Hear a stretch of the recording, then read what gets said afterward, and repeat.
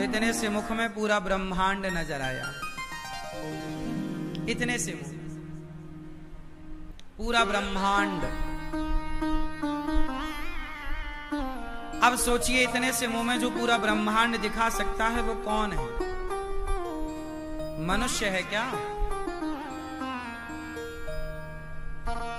राजा परीक्षित जी ने कहा कि सुखदेव भगवान, ये यशोदा मां कौन है? तब कहा कि ये यशोदा पिछले जन्म की धरा है, बड़ा पुण्य किया, संतों की सेवा करी। याद रखिए एक बात, आपको जो भी मिलेगा वह आपके पुण्यों के बल पर मिलेगा। आप सब लोग अच्छा चाहते हैं आने वाले समय पे या बुरा चाहते हैं? बोलो। यदि अच्छा चाहते हैं तो आज से अच्छे काम में लग जाओ, पुण्य करो। आज का किया गया अच्छा कार्य, अच्छा पुण्य कल अच्छा बन करके मिलेगा। आज का किया गया बुरा कार्य, बुरा पाप आगे बढ़कर वही आपको मिलेगा। जो आप बोएंगे वही आप काटेंगे। पेड़ बोए बबूल का तो आम कहां से आए? अच्छा चाहते हो तो अच्छा करो। आज इस संसार में जितने लोग सुखी हैं, इन्होंने जरूर अच्छे काम किए होंगे, पुण्य किया होगा, उसका फल आज इन्हें मिल रहा है। और जितने लोग आज इस संसार में दुखी हैं, जरूर आपको आपके ही किसी जन्म के कर्मों का दंड मिल रहा है। वो आपका ही कर्म आपके सामने इस दुख के रूप में मिला है। अच्छा, दुख कई प्रकार का होता है। शरीर का दुख होता है, पेट में दर्द है किसी के, लाख दवाई करा ली पर नहीं ठीक हो रहा है। कमर में दर्द है, सिर में दर्द है, आप तड़पते हैं, आप रोते हैं। ये सब आपके पापों का ही। अब डॉक्टर कर तो रहे इतनी सारी दवाई, कहां ठीक हो रहा है? मतलब ये कर्म दंड है, दुख है। ऐसी ही कथा सुनने के लिए चैनल को सब्सक्राइब जरूर करें। अवश्यमेव भोक्तव्यम, भोगना पड़ेगा। कुछ कर्म पत्नी के रूप में मिल जाते हैं, पति के रूप में। तुम्हारी पत्नी रोज तुम्हें दो दो जमाती है, ताने मारती है, गालियां देती है। तुम्हारा पति तुम्हें प्रताड़ित करता है। कौन है ये पति? तुम्हारा पति यदि तुम्हें परेशान कर रहा है, सबके समझाने पर भी वह तुम्हें कष्ट दे रहा है, तो ये तुम्हारा पति नहीं है, तुम्हारा पिछला कर्म ही पति के रूप में तुम्हें मिला है। तुमने कभी किसी को सताया होगा तो आज वो तुम्हें सता रहा है। तुमने कभी किसी को सताया होगा तो तुम्हारी पत्नी तुम्हें सता रही है, तुम्हारा बेटा तुम्हें सता रहा है। तुम्हारे कर्मों का दंड चाहे शरीर के दुख के रूप में मिले या परिवार की पीड़ा के रूप में मिले, मिलना तो है, तय है। और यदि आज आप सुखी हैं, परिवार से भी शरीर से भी, मतलब तुम्हारे पुण्य है। कब किया? तब किया तो आज पाया, आज करोगे तो आगे पाओगे। पूरा हिसाब कर्मों का है। मैं आपको एक थप्पड़ भी मारूंगा, वह भी ईश्वर की डायरी पे नोट होगा। और मैं आपको एक अन्न का दाना दूंगा, वह भी ईश्वर की डायरी पे नोट होगा। मैं झूठ बोलूंगा, वह भी ईश्वर की डायरी पे नोट होगा। मैं सच बोलूंगा, झूठ बोलूंगा, अच्छा करूंगा, बुरा करूंगा, आपको देखकर हंसूंगा, आपको देखकर रोऊंगा, आपके लिए अपशब्द बोलूंगा, आपके लिए भली भावना या बुरी भावना रखूंगा। सब कुछ ईश्वर की डायरी पे नोट होता है। उसी का फल आपको नेक्स्ट अगले बार में मिलेगा। को ना काहू को सुख दुख कर दाता, निज कृत कर्म भोग सब भ्राता। कोई किसी को सुख दुख नहीं देता। क्या दशरथ जी को दुख किसी और ने? क्या कैकई ने दशरथ जी को दुख दिया? ये तो बहाना है कैकई। दशरथ जी को दुख कैकई ने नहीं, वो तो ब्राह्मण का श्राप लगा था कि जैसे तुमने हमारे बेटे को मारा, हम तड़प रहे हैं, ऐसे तुम भी अपने पुत्र के वियोग में तड़पोगे। वो तो कैकई एक मोहरा बन गई, माध्यम बन गई वरना दशरथ जी के अपने ही कर्मों का वो दंड था या नहीं? उत्तर दो। समाज को ये दिखता है कि कैकेयी ने बड़ा दुख दिया। कैकेयी तो मुखौटा है।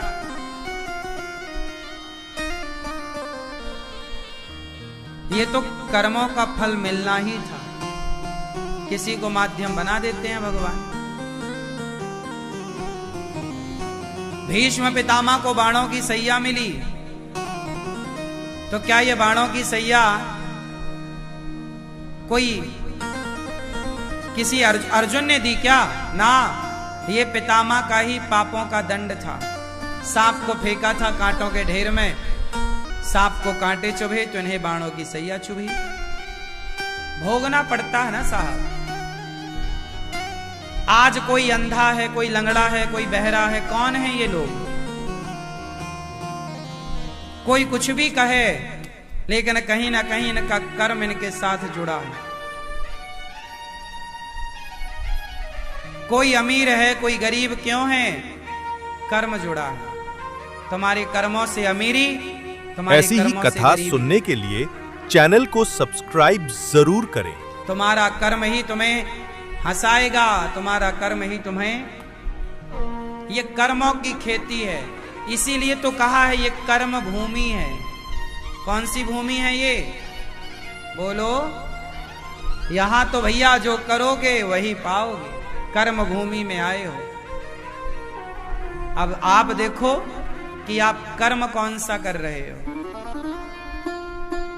जो करोगे वही वापस मिलेगा। एक राजा के 3 मंत्री थे। राजा ने तीनों मंत्रियों को एक एक झोला दिया, बड़ा झोला, और कहा जाओ बगीचे में ताजे ताजे फल तोड़ कर लाओ। टाइम दिया गया 5 घंटे का। 5 घंटे में ताजे ताजे फल लाना है। तीनों मंत्री दौड़ कर गए। ताजे ताजे फल, बगीचा भरा पड़ा था फलों से। एक मंत्री बगीचे के माली से बातों में उलझ गया। दूसरा मंत्री बोला 5 घंटे हैं, 2-3 घंटे सो लूं। पेड़ की छांव में लेटा, मस्त हवा चल रही थी, नींद आ गई। तीसरा था, पेड़ पर चढ़ा और ताजे ताजे फल उसने अपने झोले में भरना स्टार्ट किया। 5 घंटे में उसका झोला ताजे फलों से। जब वो चला तो देखा कि मेरा दोस्त तो सो रहा है। अरे जाग, बस आधा घंटा बचा है। 5 घंटे के पहले ही उसने अपना झोला भर लिया, और अब ये आधा घंटा बचा। इसके अभी आधा घंटा में तो ताजे फल तोड़ नहीं सकता। तो जो हवा से गिरे हुए थे, कुछ 2 दिन पुराने थे, कुछ 4 दिन पुराने थे, कुछ आज के थे, सारे समेटा और अपने झोले में भर लिया। जब दोनों बाहर गए तो तीसरा पंचायत ही करने में लगा था। दोनों ने कहा, भाई तेरा झोला कहाँ? उससे याद आया, अच्छा मैं क्या करने आया हूं। जल्दी से गया तो ना उसे ताजे ही मिले ना बासे ही मिले, क्योंकि ताजे भी टूट चुके थे, बासे दूसरा समेट चुका था। तो तीसरे ने क्या किया, नीचे माटी पत्थर भर लिया, ऊपर कुछ फल मिल गए तो ऊपर। तीनों का झोला तैयार है। तीनों मंत्री राजा के पास पहुंचे। राजा साहब, ये झोले में फल तैयार है, आज्ञा। ऐसी ही कथा सुनने के लिए चैनल को सब्सक्राइब जरूर करें। इन तीनों मंत्रियों को जेल में डाल दो, अलग अलग जेल में, और खाने को वही देना जो इनके झोले में इन्होंने भरा है। जा। अब जिसने ताजे फल भरे थे उसे तो कोई फर्क नहीं पड़ा। 2 सवेरे खाए, 2 शाम को खाए, बिंदास पड़ा। दूसरा जो सो रहा था, फल समेट ही नहीं पाया, समेटा तो सड़े बासे, और बासे तो फिर सड़ने की स्थिति पे। तो 1-2 दिन तो उसका गुजारा हुआ, पर अब सड़े खाने लग गया तो बीमार पड़ गया। खाए तो खाए क्या, कुछ तो खाए, अब फल बासे थे, सड़ने पे आए थे, वो बीमार पड़ने लग गया। और हालत तो तीसरे की खराब थी।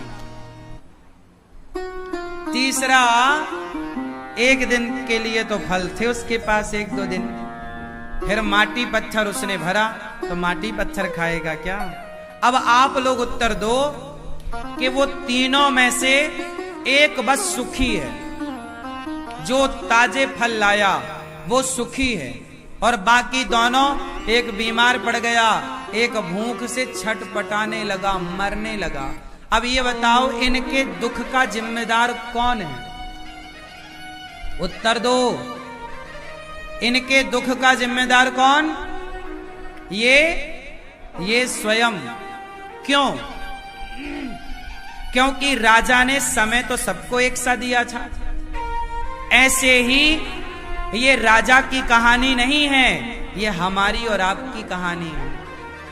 भगवान ही वो राजा है जिन्होंने आपको 100 साल का समय दिया है, और अच्छे अच्छे कर्मों का फल लेने के लिए संसार के बगीचे में भेजा है।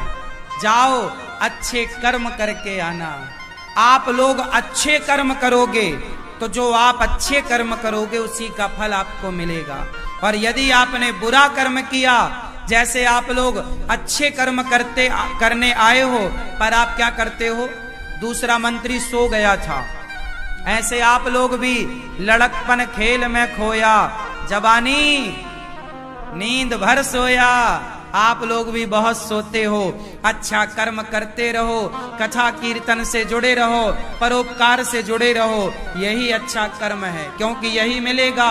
और यदि सोकर के गवा रहे हो टाइम, तो आप नुकसान कर रहे हो। और तीसरा पंचायत में उलझा था।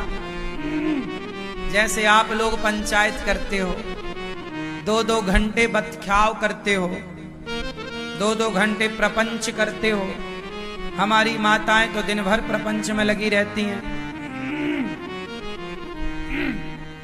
हाँ या ना? कुछ माताएं तो दिन भर बेचारी, क्या बनाया तूने आज? अच्छा छोले की सब्जी बनाई। अरे हमारी सास तो बिल्कुल मारे डाल रही है, कह रही है पनीर बनाओ। दिन भर आप लोग प्रपंच करते हैं, 1-1 घंटा आप मोबाइल पे बात करते हैं, पड़ोसन से आप अपने और उसके दरवाजे पे खड़े होके वो बातें चल रही हैं। आप लोगों को नहीं लगता कि आप लोग अपना समय बर्बाद करते हैं? समय गवाना, अरे दौलत से महंगा समय है। बताओ पैसा बड़ा कि समय बड़ा? किसकी कीमत है, पैसे की कि समय की? उत्तर दो। पैसा बड़ा नहीं है, समय बड़ा है। और आप लोग समय गवाते हो प्रपंच में, बेकार का सोना। क्यों सोते हो इतना, क्यों प्रपंच करते हो इतना? जागो, अपने आप को व्यस्त रखो, बिजी रखो। जो व्यक्ति जितना बिजी होगा वो व्यक्ति ऐसी ही कथा सुनने के लिए चैनल को सब्सक्राइब जरूर करें। जो जितना फ्री होगा वो उतना बीमार और परेशान होगा। इसलिए अपने आप को बिजी रखो, व्यस्त रखो, अच्छे कामों में व्यस्त रखो। क्यों? अपने कामों में समय मिले तो कथा सुनो, समय मिले तो बच्चों के पास बैठो, समय मिले तो माँ बाप के पास बैठो, समय मिले तो मंदिर में जाकर बैठो, समय मिले तो अच्छे दोस्तों से बात करो, वरना अपने काम में व्यस्त रहो। यदि आप व्यस्त हैं तो सुखी हैं। फ्री हुए तो आज जितने बच्चे शराब पी रहे हैं, गलत काम कर रहे हैं, ये कौन लोग हैं? फ्री। पापा गाड़ी दिला दो, पापा मोबाइल दिला दो, दिला दिया मोबाइल, दिला दी गाड़ी। अब पापा के मोबाइल पे पापा की गाड़ी में ऐश कर रहा है छोरा। सड़क में गाड़ी ऐसे चल रही है, ये कौन लोग हैं? फ्री लोग, फ्री, बेकार, थर्ड क्वालिटी के लोग, टपोरी लोग। अरे व्यस्त है ना जो, उसे कहां यूं यूं गाड़ी चलाने की फुर्सत। व्यस्त रखो अपने आप को। शौक तुम्हारे हैं, गाड़ी की शौक है, मोबाइल का शौक है, तो बाप की कमाई से अपनी शौक क्यों पूरी करना? जब इच्छा तुम्हारी है तो आपकी इच्छा आप ही पूरी करो, बाप क्यों पूरी कराए? या फिर इच्छाएं ना रखो इतनी कि बाप के भरोसे पूरी हो। हमने तो कोई इच्छा बाप के भरोसे पूरी नहीं करी। हमने तो जितनी इच्छाएं करी अपने बलबूते पे की और अपने बलबूते पे पूरी करी। हम तो बाप के टुकड़ों पर नहीं पले। बाप माँ पाल पोस कर बड़ा कर दिया, तुम बड़े हो गए हो, कब तक टुकड़ों पर पलोगे? कब सेल्फ डिपेंड बनोगे, आत्मनिर्भर बनोगे? इसलिए बिजी, व्यस्त रहो।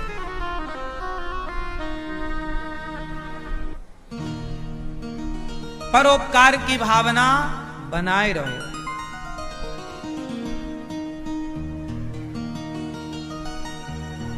माता यशोदा ने सेवा की, जिससे कृष्ण जैसे पुत्र प्राप्त हुए। तो हम अच्छा करें तो वो 3 मंत्री राजा के यदि आज सुखी है 1 तो वो भी अपने कर्मों से, और दुखी है 2 वो भी अपने कर्मों से। आप अच्छा, ये संसार में आप आए हो ना, अच्छा कर्म करने आए हो। इसलिए ये दास अनिरुद्ध सवेरे से लेकर शाम तक अच्छे अच्छे कर्म करने की कोशिश करता है, क्योंकि हम जो करेंगे वही हमारा धन होगा, वही तो हमें मिलेगा।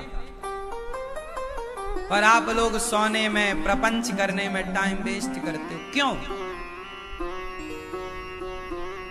सबसे अनमोल है समय, समय समय पर होता है, समय समय की बात। राम जन्म का दिन बड़ा, कृष्ण जन्म की रात। पुरुष बली नहीं होता है, समय होत बलवान। भीलन गोपी लूट लई, वही अर्जुन वही बाण। समय। एक बार मैं शमशान गया। आप लोग कभी जाते हो कि नहीं शमशान? जाया करो, थोड़ा शमशान में बैठा करो।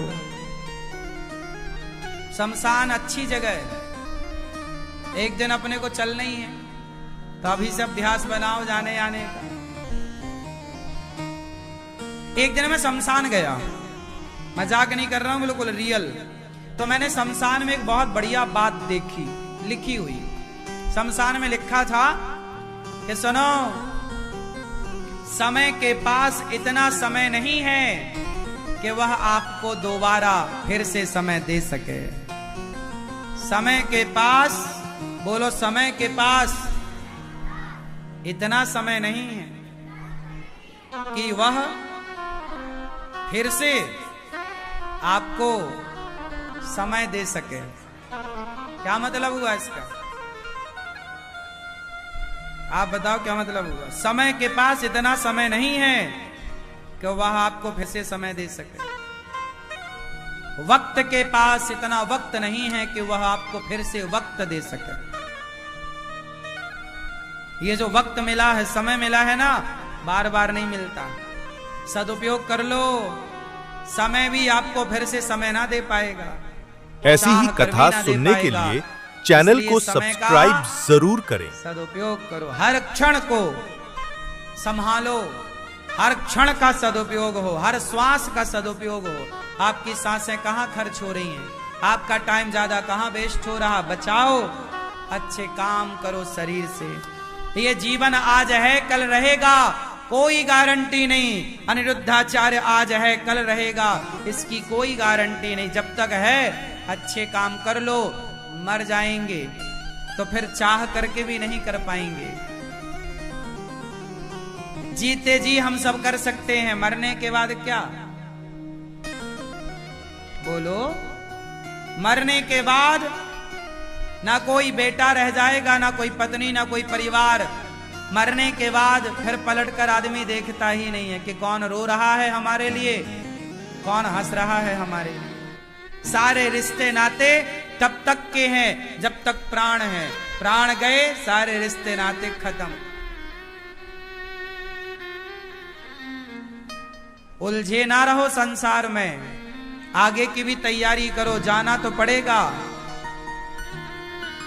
इसलिए मैं आपको बार बार कहता हूं, अच्छे काम किया करो मेरी मां।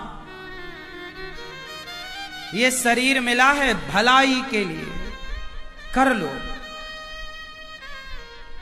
आज मैंने संतों से बात की, संतों से मैंने पूछा, महाराज जी आप गौरी गोपाल आश्रम की सेवाओं से खुश तो है ना? संत जी ने आशीर्वाद देते हुए कहा, जो सवेरे सवेरे संत भोजन करते हैं ना अन्न क्षेत्र में, उन्होंने कहा मेरे से बेटा हम लोग बहुत खुश हैं। पहले हम लोगों को इस तरह का भोजन नहीं मिलता था। कौन देता? कोई एक दिन देता, कोई 2 दिन देता, लेकिन आज हमें गौरी गोपाल में भरपेट इस तरह का भोजन मिल रहा है। ये बहुत बड़ा आशीर्वाद मिल रहा है तुम्हें। मैंने कहा मुझे नहीं, ये उन भक्तों को आशीर्वाद मिल रहा है जो अपनी तरफ से संतों को अन्नदान कर रहे हैं, संतों को भोजन बांट रहे हैं। इन संतों का पुण्य, संतों का आपको मिल रहा है। संतों से जब मैंने पूछा तो संतों ने बताया कि बहुत खुश हैं हम सब लोग, बहुत प्रसन्न हैं हम। आप कुछ ऐसा करो कि सामने वाला आपसे प्रसन्न हो जाए। और मुझे लगता है कि अन्नदान, किसी को पेट भर भोजन कराने से जो प्रसन्नता मिलती है ना, वो अद्भुत है। देखो ये संतों का, ये संतों में वृद्ध माओं का, जो ये संत जान तो ये बता रहे हैं कि देखो हम लोग पहले कहां फुटपाथ पर लोगों को, कहां संतों को व्यवस्थाएं थी भोजन की। और आज भी आप देख लो, जिस तरह का प्रसाद गौरी गोपाल में मिलता है, इस तरह का प्रसाद कहां मिलता है। इन संतों को यहां से पेट भर भोजन मिलता है तो ये निश्चिंत होकर के अपना भगवान का भजन करते हैं। भाई पेट को तो रोटी चाहिए ना, पेट तो समझौता नहीं करेगा ना। तो बस ये संत हैं, ये साधु हैं, आपकी रोटी खाकर ये भजन करते हैं तो आपको इसका पूरा पूरा फल मिलता है, पूरा पूरा पुण्य मिलता है। हम किसी के काम आ सकें तो किसी को भोजन देके उनकी सेवा में सहयोग करें, क्या बात है। आप लोगों के लिए इतना आशीर्वाद निकलता है ना इन संतों के अंदर से, इतनी दुआएं निकलती हैं कि आप समझ नहीं सकते। आप लोग जो एक रोटी का भी दान करते हैं गौरी गोपाल में, उसका इतना बड़ा फल है आपको कि पूछो मत।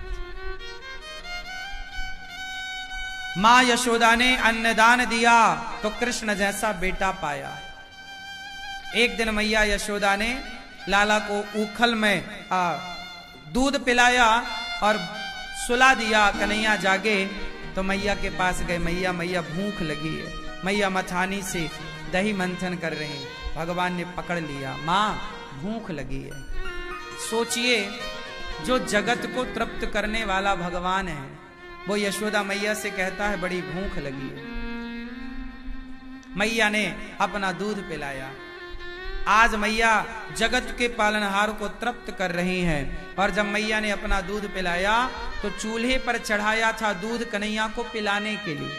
माता यशोदा ने उस दूध ने सोचा कि मैया तो अपना दूध पिला के पेट भर देगी लाला का, अब तो हम कन्हैया के काम ना आए तो जी कर क्या करें। तो वो दूध आग में कूद कर आत्म आहुति दे रहा था कि अब जी कर क्या करेंगे। मानो उफनने लगा, उफनने लगा तो आग में गिरने लगा। मानो वो सोच रहा कि अब जी कर क्या करें, कृष्ण के काम तो हम आए नहीं, तो आग में ही जल जाएं। यशोदा मैया लाला को उतार के दूध उतारने गई तो कन्हैया ने घर की सारी मटकियों को तोड़ दिया। मैया ने कहा, लाला आज तूने सबरी मटकी तोड़ दी, तू शरारती हो गया है, जरूरत से ज्यादा ऊधमी हो गया है, आज तो को दंड दे के ही रहूंगी। एक लाठी उठाई मैया ने और लाला को मारवे की ताई भागी। अब जरा आप सोचो कि जो परमात्मा, जो विधाता, जिनके भय से यमदूत और यमराज भी भयभीत होते हैं, आज वो भगवान यशोदा माँ की लाठी से भयभीत होके भाग रहा है। कितनी सरल लीला कर रहे हैं भगवान। भगवान अपने भक्तों के अधीन इस तरह हैं कि भक्त मारता है तो भगवान डरते हैं। एक बार भगवान से पूछा कि किसी ने कि प्रभु आपसे तो सब डरते हैं, क्या आपको भी डर लगता है? भगवान बोले, मुझे माँ यशोदा की छड़ी से बहुत डर लगता है। वो भगवान जगत का पालनहार अपने भक्तों को इतना मान देते हैं। क्या है ये भगवान अपने भक्तों को इतना सम्मान देते हैं कि भक्तों की लाठी से भयभीत हो रहे हैं। भगवान श्री कृष्ण को मैया ने पकड़ लिया, कृपा करके पकड़ में आए, उखल से बांधने लगी मैया, 2 अंगुल रस्सी कम पड़ गई। कितने अंगुल रस्सी कम पड़ी? बोलो, 2 अंगुल। ये 2 अंगुल रस्सी कम क्या है? अहमता और ममता, अभिमान और मोह। भगवान को बांधना है यदि, तो अभिमान से दूर भागिए। अभिमान क्या है? क्या है अभिमान? जीवन का विकार है। अभिमान मतलब, अभिमान मतलब ईश्वर से दुश्मनी, भगवान से दूरी। भगवान कभी उसे पसंद नहीं करते जिसके भीतर अभिमान होता। स्वाभिमान तो हो, स्वाभिमानी तो बनो, अभिमानी मत बनो। स्वाभिमान और अभिमान में अंतर है। बात समझ में आई? आप सब लोग बड़े स्वाभिमानी हैं। कहीं जाते हैं सम्मान के साथ जाते हैं। स्वाभिमानी होना अच्छी बात है, अभिमान गलत है। अभिमान क्या है? मैं ये हूं, मैं वो हूं, मैं ऐसा कर दूंगा, मैं वैसा कर दूंगा। मैं कुछ नहीं करता। आपको लगता है मैं परिवार, मैं व्यापार, मैं सब कुछ कर रहा हूं। अच्छा ये बताओ, आप कितने लोगों का पेट भरते हैं परिवार में? सवाल आपसे, कितने लोगों का पेट आप भरते हैं? 5 लोगों का? 5। मैया आप कितने लोगों का पेट भरती हो? हाँ, सबका। आप बताओ कितने लोगों का पेट भरते हैं आप? 2 लोगों का, 4 लोगों का, 6 लोगों का? बोलो, आप कितने लोगों का पेट भरते हैं दादाजी? 5 लोगों का। चश्मा वाले दादाजी कितने लोगों का पेट भरते हैं आप? 10 लोगों का। बड़ा परिवार है आपका। आप कितने लोगों का पेट भरते हैं? 2। ऐसी ही कथा सुनने के लिए चैनल को सब्सक्राइब जरूर करें। पत्नी और बच्चे, पत्नी और बच्चे। आप बेटा नहीं भरते पेट? लाल मैया कितने लोगों का पेट भरती हैं आप? ये हमारे दादाजी, आप कितने लोगों का पेट भरते हैं प्रभु? दादाजी, आप कितने लोगों का पेट भरते हैं? 5।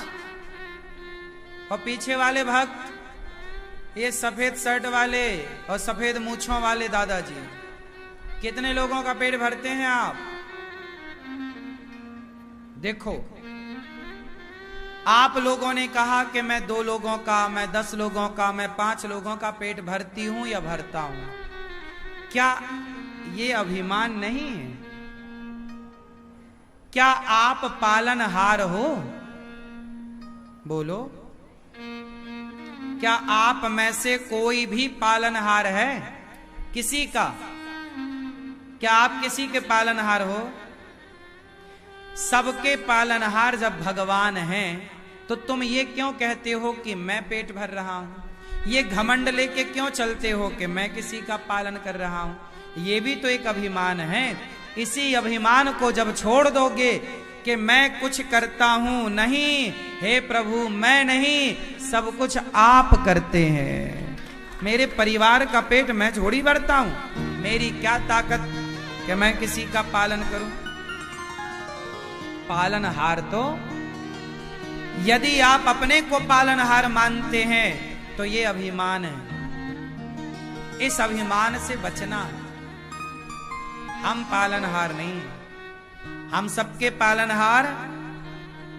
जब आप अपनी माता के पेट में थे, तब क्या भूखे थे?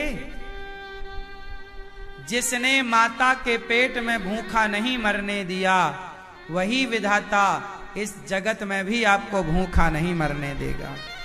बस विश्वास तो रखिए।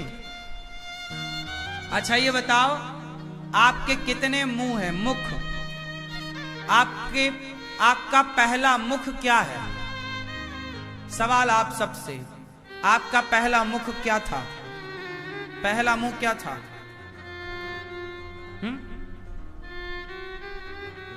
क्या भैया आप बताओ, हम सबका पहला मुख क्या होता है? आप बताओ, बोलो। हम सबका पहला मुख होती है नाभि। क्या होती है? जब हम मां के पेट में होते हैं तो मुंह से नहीं खाते पीते। नरा कहां से जुड़ा है? आपकी मां से आपका नरा कहां से जुड़ा है? नाभि से। तो मां का खाया पिया आपके अंदर जो गया, वो कहां से गया? नाभि से। बोलो हां। जब आपका मुंह भी नहीं चलता था, तब ईश्वर ने आपको खाने पीने की व्यवस्था करी थी ना। 9 महीने तुम क्या खाए मुंह से? कुछ नहीं खाया मुंह से। क्या पिया मुंह से? कुछ नहीं। 9 महीने तुम उल्टा लटके रहे माता के पेट में, और नाभि से ईश्वर ने सब तुम्हारे अंदर जरूरत की चीजें पहुंचाई। तो जिस परमात्मा को तुम्हारी तब चिंता थी, क्या उस परमात्मा को आज तुम्हारी चिंता नहीं है? समस्या ये हो गई कि तब आप छोटे थे, अब आप बड़े हो गए हैं। इसलिए बड़े मत बनो। हनुमान जी लंका गए तो छोटे से बनकर गए। मसक समान रूप कपिधरी, अति लघु रूप पवन सुत लीन्हा। क्या बनकर गए? छोटा। छोटे ही रहो। हम बड़े नहीं हैं, हम तो प्रभु के दास हैं, चरणों की धूल। हे प्रभु, आप ही सब कुछ करते हैं। मैं किसी का पेट नहीं भर सकता, मैं किसी को कुछ नहीं दे सकता। यदि मैं कुछ दे रहा हूं तो मैं नहीं, मेरे से भगवान ये शुभ काम करा रहे हैं। ईश्वर मेरे से ये भला कार्य करवा रहे हैं। आपने गौरी गोपाल में संतों को यदि भोजन दिया है तो आपने दिया नहीं, भगवान ने आपसे यह शुभ कार्य करवाया है। हम ये मान लेते हैं कि हम करते हैं। हम क्या करते हैं? ए भैया, जरा एक उंगली उठाना, सब लोग उठाओ। सारे लोग उठाओ और ऐसे हिलाओ से। हिली आप? बस ये जो उंगली आपने हिलाई, ये किसका बल था? आपका या भगवान का? आप कहो जी मेरा ही तो बल था, मैंने ही तो हिलाई। तो फिर यदि तुम्हारे बल से उंगलियां हिलती तो जिसको पैरालाइसिस हो जाता है उसकी उंगली काहे नहीं हिलती? जिसको लकवा मार जाता है उसकी उंगली क्यों नहीं हिलती? मतलब आज यदि तुम्हारी उंगली हिल रही है, तुम्हारी आंख काम कर रही है, तुम्हारे पांव काम कर रहे हैं, ये तुम्हारा बल नहीं है। तुम्हारा बल होता तो तुम लंगड़े क्यों हो गए? तुम्हारा बल होता तो तुम अंधे क्यों हो गए? तुम्हारा बल होता तो तुम बहरे क्यों हो गए?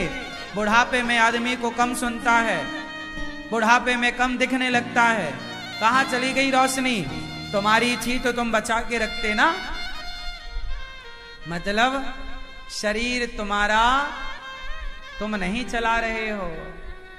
ये उंगली भी यदि हिलाने की शक्ति है, ये मेरा और आपका बल नहीं, ये भगवान का बल है। वो चाह रहे हैं कि अनिरुद्धाचार्य यहां बैठकर आपको कुछ कहे, सुनाए कथा, तो हम कह पा रहे हैं, वरना मेरी वाणी में इतनी ताकत नहीं कि मैं कुछ कह पाऊं 3 घंटे रोज आपको। ये मेरा बल नहीं है कि मैं अपने बल से कह रहा हूं, ये भगवान का बल है। अंगद जी लंका गए और लंका में पांव जमा दिया। ए रावण, ये रहा पांव, कोई हिलाएगा तो राम जी सीता को हार जाएंगे। जमा दिया पांव। बताओ उस भरी लंका में क्या कोई अंगद का पांव हिला सका? उत्तर दो। रावण जैसा बलवान, मेघनाथ जैसा बलवान, वो लंका में कितने बड़े बड़े बलवान ना रहे होंगे, लेकिन एक बंदर का पांव ना हिला पाया, जबकि बंदर का पांव कितना पतला होता है। तुम्हारा पांव तो बहुत मोटा है, लेकिन बंदर का पांव, जबकि मेघनाथ ने इंद्र को जीत लिया था, इसलिए नाम पड़ा इंद्रजीत। मेघनाथ ने इतनी शक्ति थी मेघनाथ की कि वो इंद्र को जीत लेता, दिक्पालों को जीत लेता, लेकिन वो मेघनाथ हिला ना पाया एक बंदर का पांव। बताओ वो ताकत अंगद जी की थी या राम जी की थी? हां, पांव तो अंगद का था, लेकिन उस पांव में जो ताकत आई है वो अंगद की नहीं थी, वो राम की थी। शरीर तो ये आपका है, लेकिन इसमें जो ताकत है वो तुम्हारी और हमारी नहीं, भगवान की है। चाहे वो देखने की शक्ति हो या चलने की, चाहे बोलने की शक्ति हो या सुनने की। तुम्हारे पास आज 2 पैसा है, ये तुम्हारी मेहनत का नहीं है, ये भगवान की कृपा का है, क्योंकि मेहनत तो तुमसे ज्यादा करने वाले लोग हैं। मेहनत तो आपसे ज्यादा करते हैं लोग, पर सफलताएं उन्हें नहीं मिलती। तो तुम्हारे ऊपर ये मेहनत का असर नहीं है, ईश्वर की कृपा है। इसलिए अभिमान ना करना कि मैं ये, मैं वो, मैं करता ना, तुम नहीं करते। मैं नहीं करता भैया, भगवान हमसे कराते हैं। अनिरुद्धाचार्य माताओं की सेवा नहीं करता, भगवान करा रहे हैं तो हो रही है, वरना मेरी औकात क्या है?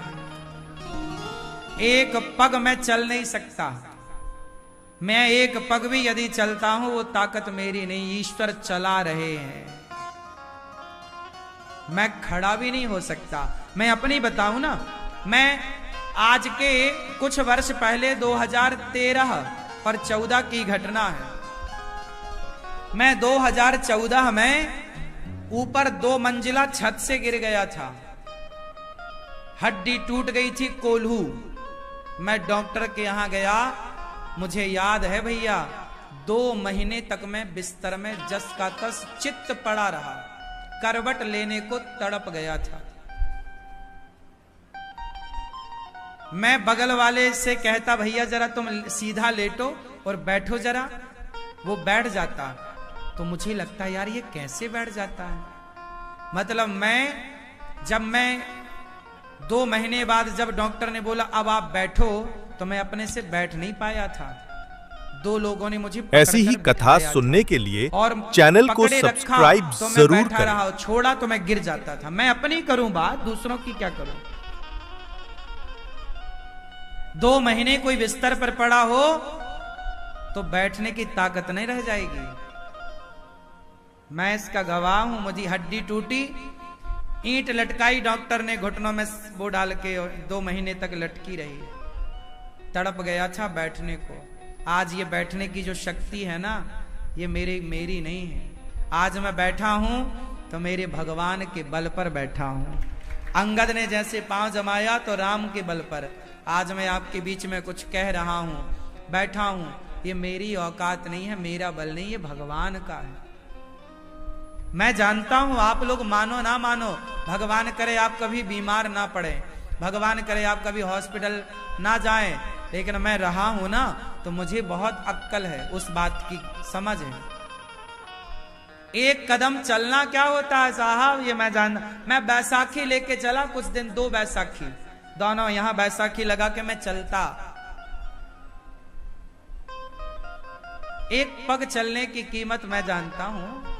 लंगड़ा क्या होता है मैं समझता हूं, है ना।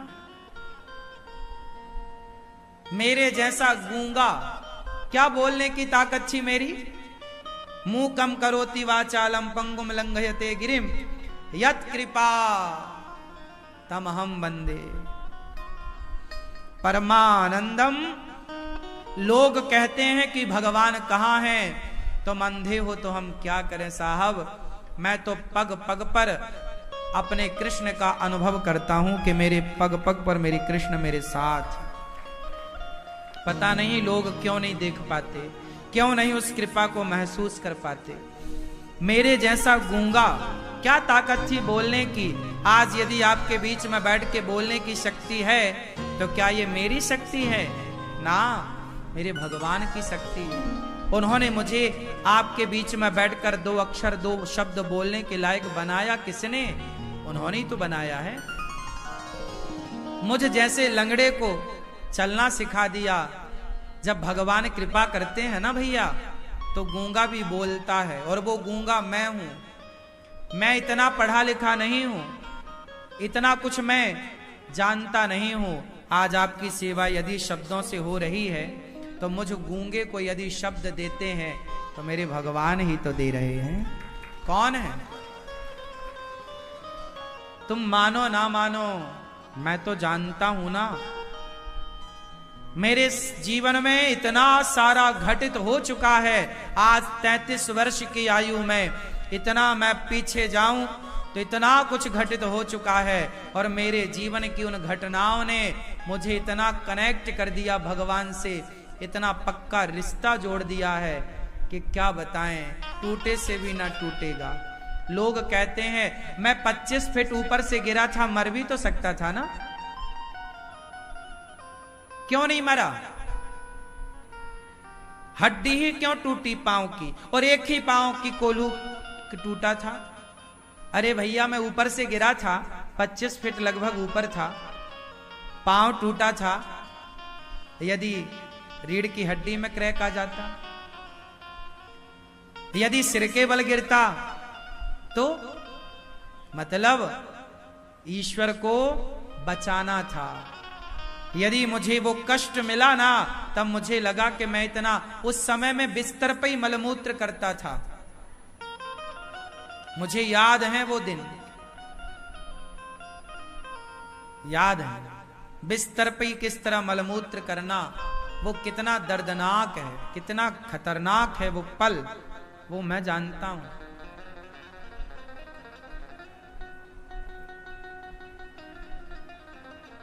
बिस्तर पर लेटे लेटे बेड सॉल हो गया था, इतना बड़ा घाव हो गया था। उस घाव, एक तो पांव टूटा, ऊपर से लेटे लेटे वो बेड सॉल हो जाने से इतना बड़ा घाव हो गया। फिर उस घाव के लिए एक ऑपरेशन करना पड़ा, तो लगभग 25-30 टांके आए। इतना सारा दर्द, इतनी सारी पीड़ा एक साथ। एक अभी ठीक नहीं हुआ कि दूसरा घाव तैयार। बेडसॉल जानते हैं ना, ये अधिकांश हॉस्पिटलों में बिस्तर पर लेटे लेटे जब महीनों लेटेंगे तो पसीना जाके, अच्छा डॉक्टरों को अनुभव होता है कि वो बताते नहीं है कि बेडसॉल हो सकता है। बेडसॉल क्या होता है ये तो जब हो गया तब पता लगा ये होता है। हम थोड़ी कोई बेडसॉल जानते थे क्या होता है। तो जब डॉक्टर पहले बताते तो हम लोग वहां पाउडर वगैरह लगाते, पीछे उठा के पीठ में और बैक में पूरा पाउडर लगाओ तो वो सूखा रहे। अब ये डॉक्टरों ने बताया नहीं कि ये संभावना हो सकती है, तो पसीना जमता जमता जमता वहां घाव कर दिया पसीने ने, इतना बड़ा घाव, पूरा चमड़ा खराब, इतना गहरा घाव, इतनी उंगली पूरी अंदर घुस जाए, इतना बड़ा घाव। अब उसे भरने के लिए फिर दूसरी जगह का मांस काट के वहां लगाना पड़ा। तो कुल मिला करके ये सारा दर्द, ये सारी पीड़ा मैंने सही है। इस हाल में भी मैंने शिकायत नहीं की भगवान से कि तुमने ऐसा क्यों, नहीं, भगवान पे विश्वास था। यदि उन्होंने जिंदा रखा, डॉक्टर ने मेरे से बोला था कि अब आपको बैसाखी लेके सदा चलना पड़ेगा, थोड़ा सा लंगड़ापन आएगा आपको, लेकिन देखो मैं दौड़ता भी हूं, कबड्डी भी खेल लेता हूं, मुझे खुद नहीं पता लगता कई बार के कौन से पांव में चोट लगी थी। इस तरह का स्वस्थ भगवान ने किया है। अब बताओ, आज इस काम के लिए भगवान ने मुझे बचाए रखा था ना, नहीं मरना जाने दिया होता तब। तो ईश्वर यदि आपको मारते हैं उसमें भी कुछ उद्देश्य है, और बचाते हैं उसमें भी ईश्वर का कोई उद्देश्य होता है। इसलिए ईश्वर के हर विधान में प्रसन्न रहना चाहिए। मैंने तब भी शिकायत नहीं की, आज भी मुझे कोई शिकायत नहीं। पग पग में भगवान मेरे साथ हैं। एक क्षण के लिए भी मुझे ऐसा नहीं लगता कि भगवान मेरे से दूर है। हर क्षण कृष्ण का साथ, प्रभु का साथ। हमें तो देखो, भगवान के सिवा हमारा कौन था? हमारे पीछे तो कोई बड़ा व्यक्ति था ही नहीं कि सपोर्ट करने वाला हो। हम तो गांव में भीख मांगने वाले थे बचपन में। हम तो गांव में भीख मांग करके अपना गुजारा, ला के भिक्षा माँ को देते थे, माँ बनाती थी, वही भोग लग के खाते थे। कोई बहुत बचपन से धन्ना सेठ थोड़ी थे। एक एक दाने को हम तड़पते थे और तरसते थे। एक ही कपड़ा हमारे पास था साल में एक बार। पैंट हम पहनते थे तो पीछे छेद हो जाते थे बड़े बड़े, दो चड्डी दिखने लग जाती थी। तब जाकर के जब वो दिखाते थे पिताजी को, एक महीने तक जब वो दिखाएं तब पिताजी एक जोड़ी और सिलवाएं। एक जोड़ी कपड़ा एक साल के लिए। वही कपड़ा पहन के गैया चराने जाओ, वही कपड़ा पहन के मेहमानों के यहां कभी जाना हो तो वही पहन के जाओ। गरीबी क्या होती है, जरूरतें क्या होती हैं, तरसना क्या होता है। एक एक कपड़े को मैं तरसा हूं बचपन में। मेरी मौसी कपड़े लाया करती थी। मेरा बड़ा भाई जो मौसी का लड़का, उसके पहने हुए कपड़े जब वो पहन के रिजेक्ट कर देता था, अलग कर देता था, तो वो कपड़े लाती थी तो मैं बहुत खुश होता था कि मौसी मेरे लिए कपड़े लाई है। पुराने कपड़े, मैं उन पुराने कपड़ों को पहना करता था। कहते ना, देने वाले किसी को गरीबी ना दे, जान ले ले मगर बदनसीबी ना दे। वो सारा कुछ ईश्वर ने उस चौराहे से गुजारा है। इसलिए जीवन की अनुभव भरी बातें आपसे कहता हूं। आज के नौजवान दोस्तों को समझाता हूं कि समय का और धन का सदुपयोग कर लेना। ये समय बार बार ना मिलेगा, ये मौका बार बार ना मिलेगा। इसलिए ये दास बचपन से जब ऐसी परिस्थितियों से गुजरा और जब आज ईश्वर ने कुछ करने के लायक बनाया, तो मैंने शराब पीने शुरू नहीं की। मैंने बड़ी बड़ी गाड़ियों का शौक ना पाला। जब मैंने भगवान ने कुछ सामर्थ्य दी तो मेरा शौक था सेवा करने का। तो जैसे ईश्वर ने सामर्थ्यवान बनाया तो मैंने वृद्ध माताओं की सेवा प्रारंभ कर दी। लोगों के पास पैसा आता है तो वो सबसे पहले गाड़ी बंगला की तरफ भागते हैं। लेकिन ईश्वर ने जब मुझे भीख मांगने वाले बच्चे को जब कुछ लायक बनाया तो मैंने सेवा स्टार्ट करी कि जो मिला है, मैंने पैसे की कीमत समझता हूं ना, एक एक रुपए की वैल्यू में करता हूं। तो मुझे जब पैसा ईश्वर ने दिया, मैंने कोई चोरी करके नहीं कमाया, मैंने पढ़ाई की, भागवत जी करता हूं, उसका जो सहयोग करते हैं आप लोग, उसका पैसा मैं वृद्ध माओं की सेवा में लगाता हूं। फिर मुझे लगा कि पैसा वृद्ध माओं की सेवा में लग रहा है, फिर भी अभी कुछ लोगों को जरूरतें हैं। बोले मैंने वृद्ध माओं की सेवा की, फिर मुझे लगा कि मैं आप लोगों की सेवा कैसे करूं। वृद्ध माएं तो यहाँ रहती हैं, मैं तो उनके पांव दबा सकता हूं, पर आप लोग भक्त लोग आते हो, मैं आपकी सेवा कैसे करूं। तो मुझे लगा मुझे आप सबकी भी सेवा करनी है। तो आप सबकी सेवा मैं कैसे करता, तो मुझे लगा कि आप सब आएंगे गौरी गोपाल तो आप सबको भरपेट भोजन मिले, ये सेवा आपकी मैं करूंगा। आपकी मैं पांव दबा के सेवा नहीं कर सकता ना, तो आपका पेट भर के आपकी सेवा, इसलिए गौरी गोपाल में रसोई चलती है। 2 पैसा विधाता ने दिया तो मैंने उस पैसे का समाज की सेवा में सदुपयोग किया।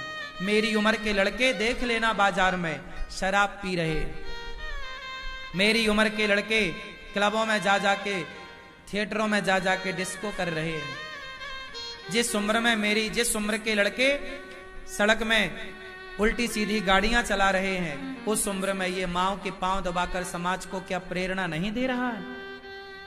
क्या नहीं आप सीख सकते इन चीजों से? मैं तो मानता हूं कि ईश्वर ने मुझे मर जाने दिया होता तब बचाया है, तो इस काम के लिए बचाया है, समाज की सेवा के लिए। और मैं तो अपना पूरा ईमानदारी से करता हूं। मैं आपसे भी कहता हूं कि मैं बेईमानी नहीं करता, और ये बात मैं विधाता से भी कह सकता हूं कि मैं बेईमानी नहीं करता।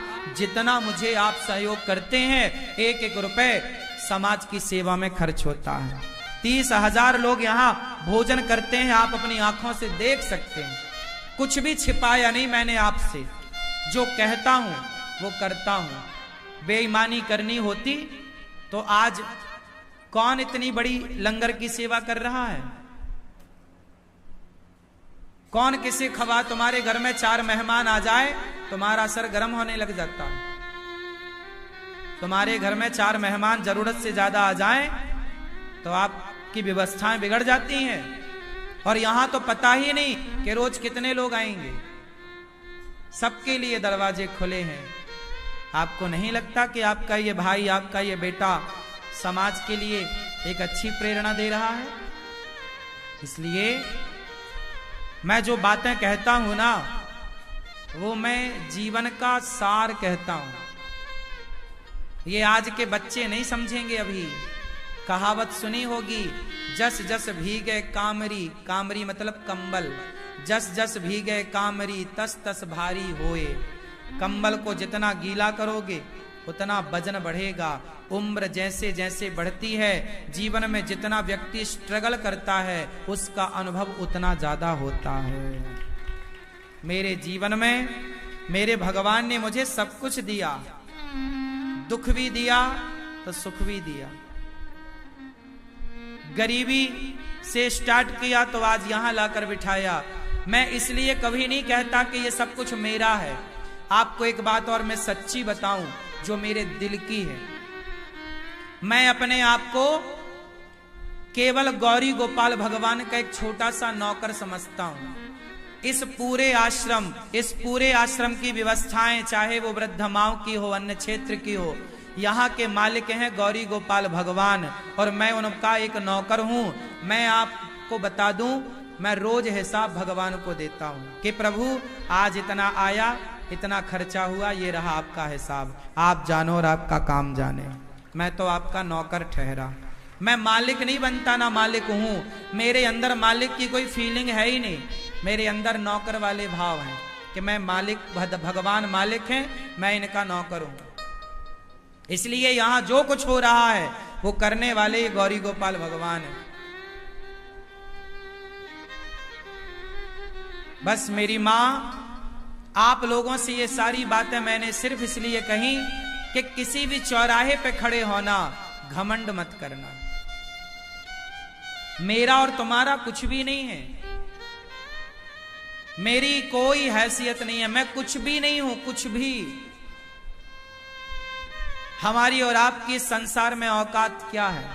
हमारे रहने और ना रहने से कोई फर्क नहीं पड़ता। आज हम हैं, कल नहीं रहेंगे, तो होने से क्या हुआ और ना होने से क्या होगा? बस वो तो मेरा धर्म है कि यदि ईश्वर ने मानव शरीर दिया है तो उससे अच्छे काम करना है। इसलिए ये सब कुछ भगवान का है। ये संसार जिन्होंने बनाया है वही चला रहे हैं। हमें लगता है हम कर रहे हैं, हाँ। रचा है सृष्टि को जिस प्रभु ने, वही ये सृष्टि चला रहे हैं। रचा है सृष्टि को जिस प्रभु ने, वही ये सृष्टि चला रहे हैं। जो पेड़ हमने लगाया पहले, जो पेड़ हमने लगाया पहले, उसी का फल हम अब पा रहे हैं। रचा है सृष्टि को जिस प्रभु ने, वही ये सृष्टि चला। इसलिए कभी ये घमंड मत करना कि हम कुछ कर रहे हैं। समर्पण कर दो, कर्म तू कर, कर्म करना, पर ये घमंड से नहीं कि मैं कर रहा हूं। वही है परमात्मा सब कुछ करने वाला। मैंने कभी नहीं सोचा था कि मैं ये सब करूंगा, मेरा चाहा कहां होता है। ये तो विधाता ने चाहा, जो चाहा वो हमसे और आपसे करा रहे हैं।